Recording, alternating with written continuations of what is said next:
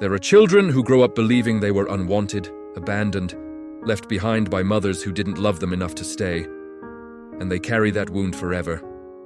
But what if you discovered, decades later, that you were never abandoned at all, that you were taken, that your mother searched for you every day until she died? This is the story of a program that stole childhoods, erased histories, and left thousands of people living lives built on lies they were never meant to discover. It's about a woman named Claire, who spent 50 years believing her mother didn't want her, only to find a letter that proved the opposite after it was too late. In the 1960s and 70s, across several states, social workers operated under a classified directive that allowed them to remove children from poor families without legal justification.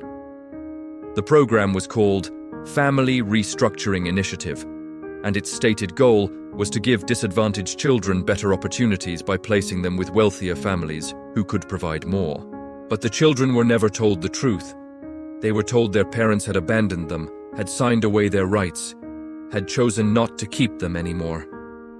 And the parents were told their children had been adopted, that it was final, that searching would only traumatize the children who were thriving in their new lives now.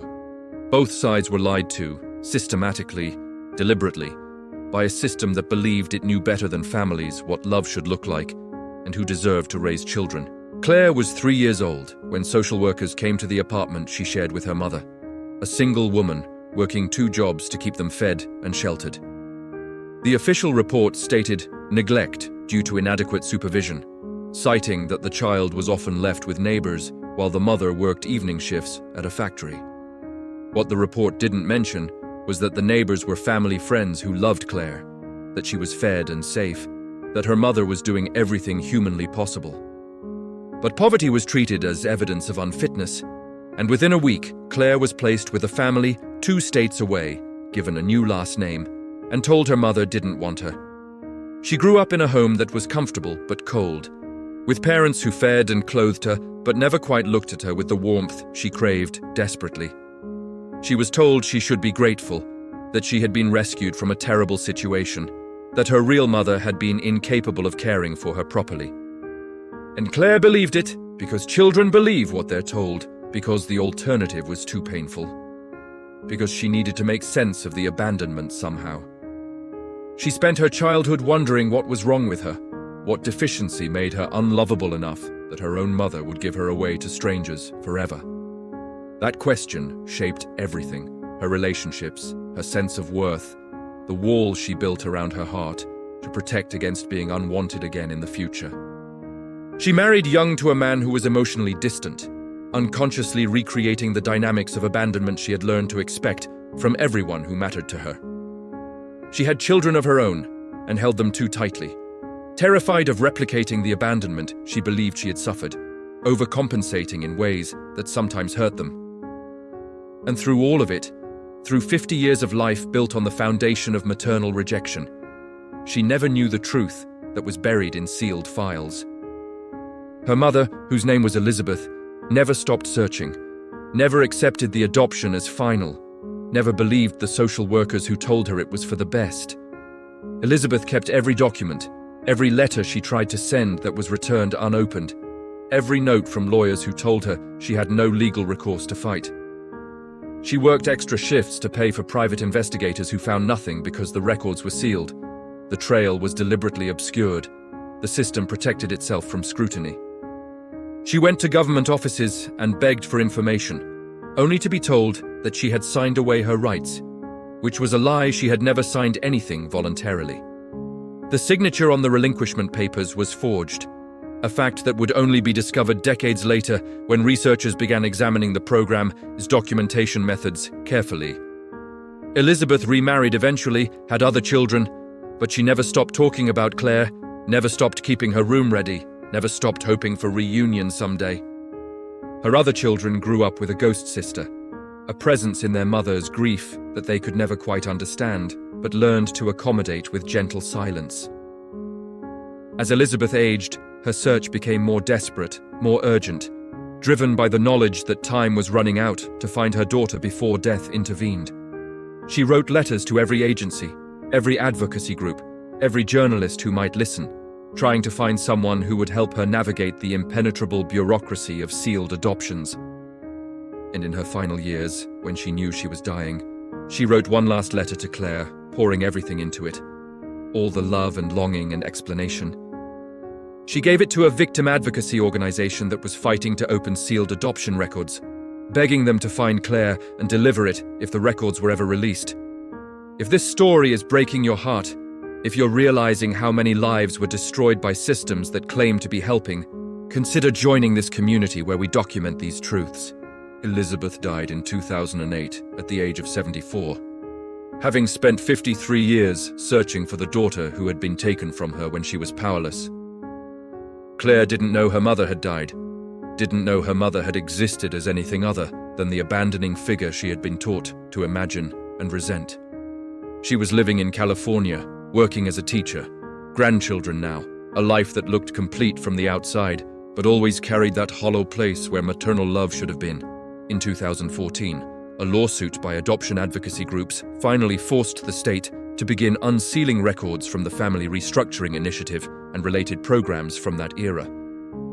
The documents revealed what researchers had long suspected, that hundreds of children had been taken from poor families under false pretenses and placed through fraudulent adoption processes. Many of the consent forms were forged. Many of the neglect allegations were fabricated. Many of the families had been targeted specifically because of poverty rather than actual abuse. Claire received a letter from the state informing her that records pertaining to her adoption were now available and that she had the right to access them if desired. She almost didn't open it. 50 years of believing she was unwanted had calcified into a protective numbness, and she wasn't sure she wanted to disturb it now. But something in her needed to know, needed to see the documentation of her abandonment, needed to understand what had made her mother give her away so easily. She requested the file and waited 3 months for it to arrive. A thick, manila envelope that sat on her kitchen table for 2 days before she could open it. Inside were documents that destroyed everything she had believed about her life, about her mother, about why she had grown up in a stranger's home feeling unwanted, always. There was no voluntary relinquishment. There was a forged signature and a case file full of lies about neglect that had never occurred and dangers that never existed. There were notes from social workers discussing how the child would be better off with a family that could provide material advantages, as if love could be measured in dollars. And there was a note that Elizabeth had tried to contest the adoption, had filed appeals that were denied, had been told she had no legal standing to fight for her daughter. Claire sat at her kitchen table reading these documents and feeling the architecture of her entire identity collapse into rubble around her feet. As the truth emerged clearly, she had not been unwanted, she had been wanted desperately. She had been stolen from a mother who had fought and searched and never stopped loving her completely. Every moment of feeling unlovable, every relationship she had sabotaged expecting abandonment, every wall she had built had been constructed on a foundation of lies told by the state. The advocacy organization that had been holding Elizabeth's letter was notified when Claire accessed her file, and they reached out to ask if she wanted to receive it now. Claire said yes, and then waited another week for the letter to arrive, terrified of what it would say, terrified of meeting the mother she had been taught to resent. The letter arrived on a Tuesday afternoon in March, a handwritten envelope that had been sealed for 6 years, waiting for this moment that would come too late for reunion. Claire held it for an hour before opening it, knowing that once she read it, she would have to grieve not just the loss, but the 50 years of loss that could have been prevented. The letter began with the words, "My darling Claire, I don't know if you will ever read this, but I need you to know that I never stopped loving you for a single day." Elizabeth's handwriting was shaky but determined, filling 6 pages with everything she needed her daughter to know before she died without ever seeing her again in life. She described the day Claire was taken, how she had come home from work to find her daughter gone, how she had been told it was already decided and irreversible. She described the years of searching, the dead ends, the bureaucrats who treated her like a nuisance, the lawyers who took her money and delivered nothing but disappointment repeatedly. She described the other children she had, how she loved them but always felt incomplete, how she talked about Claire until the day she died so no one would forget. She described her regret at not fighting harder, though she had fought with everything she had at not being richer, as if poverty was a moral failing that justified separation. And she ended with the words, "I want you to know that being your mother was the greatest joy of my life, and losing you was the grief that shaped every day after." Claire read the letter 3 times through tears that wouldn't stop, grieving the mother she never knew and the life they should have had together for 50 years of closeness. She learned that Elizabeth had died 6 years earlier, that she had missed the funeral, that her half-siblings existed and had grown up hearing about her their entire lives. She contacted them through the advocacy organization, and they met 3 months later. Strangers bound by a shared mother and a shared loss that could never be fully repaired now. They showed her photographs of Elizabeth, and Claire saw her own face reflected back in features she had always thought made her strange in her adoptive family. As Nordic features. She saw pictures of Elizabeth holding her as a baby, the love evident in every image, proof that contradicted every lie she'd been told about being unwanted or abandoned. Her half-siblings told her stories of growing up with Elizabeth's grief, how their mother kept Claire's baby shoes in a box, how she lit a candle every year on Claire's birthday, how in her final months, Elizabeth had talked about Claire constantly, asking forgiveness for not being able to find her, for not being enough to keep her safe from the system. Claire spent the next year trying to process 50 years of false identity, trying to rebuild a sense of self on a foundation of truth instead of lies told by strangers. She wrote letters to Elizabeth that would never be read, trying to tell her mother everything she wished she could have said if they had been given the chance for reunion. She visited Elizabeth's grave and stood there trying to feel connection to a woman she had been stolen from, trying to grieve someone she never got to really know. The advocacy organization estimated that over 2,000 children had been taken under similar programs, most of them still unaware of the truth buried in sealed records even now. Many of the parents had died without ever finding their children, without ever being able to tell them the truth, without ever getting to hold them again as they had longed. And many of the children had died believing they were unwanted, carrying that wound to their graves, never knowing that they had been loved and searched for, desperately always. Claire became an advocate herself, fighting for the complete opening of all adoption records from that era, demanding accountability that would never come for most victims of the program. She testified before state legislatures, telling her story, showing Elizabeth's letter, asking how many other letters were sitting in files waiting for children who deserved to know the truth. She met other people who had discovered similar truths, who had learned they were taken rather than abandoned, who were processing the same grief and rage and loss.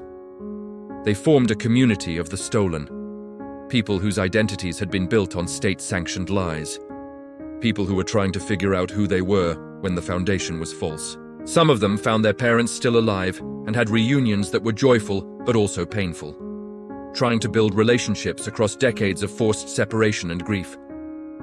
Others, like Claire, found only graves and letters, and the testimony of siblings who remembered the searching, who could witness the love but not restore the lost time. Claire keeps Elizabeth's letter in a frame on her wall now, the closest thing she has to her mother's embrace, the proof she needed that she was always wanted and loved. She reads it on hard days when the grief feels overwhelming, when the anger at what was stolen threatens to consume everything else that she has managed to build. She shows it to her grandchildren and tells them the truth about where she came from, making sure they understand that family is not always defined by the stories we're told. She teaches them that sometimes the people in power lie, that systems can be cruel even when they claim to be helping, that truth matters more than comfort always. And she wonders how many other people are living right now with false stories about their origins, believing they were unwanted when they were actually stolen from arms that ached for them. How many mothers died still searching? How many children died still believing they were abandoned? How many families were destroyed by a program that was never held accountable for the devastation? The files are open now, at least partially, but the damage cannot be undone, the years cannot be returned. The reunions that should have happened will never occur for most. Claire is 68 now, living with the knowledge that she had a mother who loved her desperately, but living also with the reality that she will never get to tell her that in person. She carries Elizabeth's love in that letter, in the testimony of her siblings, in the photographs that prove she was wanted, but she also carries the weight of 50 years stolen. And she knows that somewhere, right now, there are children being separated from parents under new justifications. New programs, new lies dressed up as protection and care. The names change, the procedures evolve, but the fundamental dynamic remains the same. Power deciding which families deserve to stay together and which must be torn apart for their own good. Claire's story is not ancient history, it is a warning, a reminder that the impulse to separate families in the name of helping them never truly dies. It just finds new language. She wishes she could tell Elizabeth that she understands now, that she knows the truth, that she's sorry for all the years she spent hating a mother who had never stopped loving her. But all she can do is visit the grave, leave flowers, and whisper the words into the silence, hoping that somehow, somewhere, Elizabeth knows that her letter finally reached its destination. Have you ever questioned the story you were told about your own origins? Ever felt that something essential about your identity might be a lie you were taught to believe as truth?